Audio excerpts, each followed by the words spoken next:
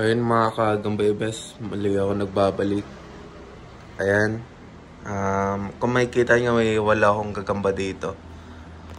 Ayan yung ipapadala natin sa amo ko kasi nag-request siya sa akin kasi hindi na din mabebenta. 5 good size tapos 3 oversize. Ayan, papakainin ko muna bago natin ipadala. Tapos nag-request din siya ng 2 G-load. Yung bago saka yung luma. Yung F.0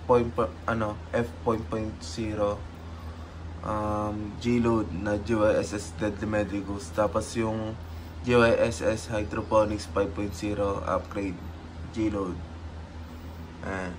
Gusto ko lang di ipakita yung mga pita ko mga kagabay. Basta yun, no? Nilagyan ko ng mga pangalan para ano. Ayan, Margus, Cebu, Sarangani, Jensen, Artep Super Selection, Margus. Tapos dito sa taas, si Kajaro sa Masbate line. So ayun, maraming salamat mga kagambebes. Nasikasuhin ko lang muna to. Ito yung bagong J-load natin mga kagambebes. So. Ayan.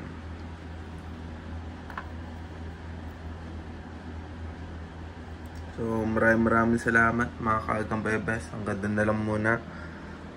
Peace out.